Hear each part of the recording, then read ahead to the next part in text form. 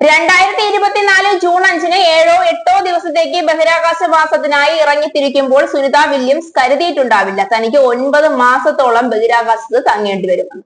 സുനിതയും കുടുംബവും ഈ അപ്രതീക്ഷിത പ്രശ്നത്തെ നേരിട്ടത് എങ്ങനെയാണ്? സുനിതയുടെ ഗ്രാമം പലതരത്തിലാണ് പ്രതികരിച്ചത്. ബഹിരാകാശത്ത് ദീർഘകാലം കഴിയുമ്പോൾ എന്തൊക്കെയാണ് നഷ്ടമാകുന്നതെന്ന് സുനിത എക്സിൽ കുറിച്ചിട്ടുണ്ട്. ബഹിരാകാശവാസത്തിനിടയിൽ തനിക്ക് തന്റെ കുടുംബത്തെ പിരിഞ്ഞിരിക്കേണ്ടി വരുന്നു എന്ന കാര്യം അന്ന് എടുത്തു പറഞ്ഞിരുന്നു. അതുകൂടാതെ തന്റെ ഓമനകളായ നായ്ക്കളെ പിരിഞ്ഞതും പരാമർശിക്കപ്പെട്ടു. അതിലൊരു നായ്ക്കുട്ടി ബീച്ചിൽ ഓടുന്ന ചിത്രവും സുനിത പങ്കുവച്ചിരുന്നു.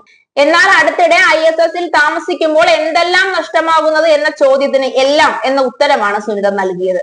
പക്ഷേ ISS വാസം നൽകുന്ന അനുപമമായ കാഴ്ചപ്പാട് ഒന്ന് വേറെ തന്നെയാണ് എന്നും അവർ പറയുന്നു. ഭൂമിയിലേക്ക് എത്തുന്നതിൽ കാലതാമസം എടുത്തപ്പോഴും സുനിതയും വാരിയും ആത്മസംയമനം പാലിച്ചു. സാറ്റലൈറ്റിനുണ്ടായ ഹീലിയം ലീക്ക് അടക്കമുള്ള പ്രശ്നങ്ങളാണ് തിരിച്ചുവരവ് വൈകിപ്പിച്ചത്.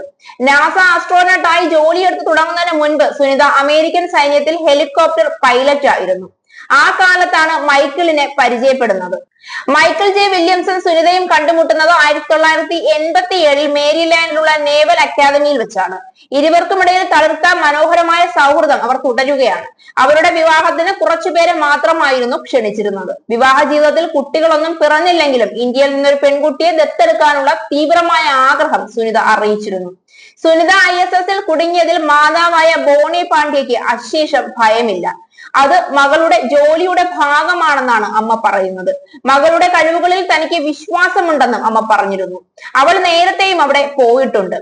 ഞങ്ങൾ ഇതൊക്കെ ധാരാളം കണ്ടു കഴിഞ്ഞിരിക്കുന്നു, ആ അമ്മ പറഞ്ഞു. ഇവിടെ എല്ലാം നന്നായി പോകുന്നുവെന്നും എന്നെ ഓർത്ത് പേടിക്കേണ്ട എന്നും സുനിത ഒരു സന്ദേശത്തിൽ പറഞ്ഞിരുന്നു. ISS-ൽ കഴിഞ്ഞു വന്ന സുനിതയുമായി കുടുംബം സ്ഥിരമായി ബന്ധപ്പെട്ടിരുന്നു. ഇത്തരം ദൈർഘ്യമേറിയ ദൗത്യങ്ങൾ ഏറ്റെടുക്കാൻ സാധിക്കുക വഴി സുനിതയ്ക്ക് കൂടുതൽ അംഗീകാരമാണ് കിട്ടുക എന്നും അവർ പറഞ്ഞിരുന്നു. ഗുജറാത്തിലെ ജുലാസൻ പ്രദേശത്ത് നിന്നാണ് സുനിതയുടെ പൂർവികർ അമേരിക്കയിലേക്ക് കുടിയേറിയത്. ജുലാസൻ വാസികൾക്കും സുനിതയുടെ പേര് അഭിമാനം പകരുന്ന ഒന്നാണ്. സുനിതയുടെ അച്ഛനും മുത്തശ്ശിയും മുത്തച്ഛനും ഒക്കെ ഇവിടത്തുകാരാണ്.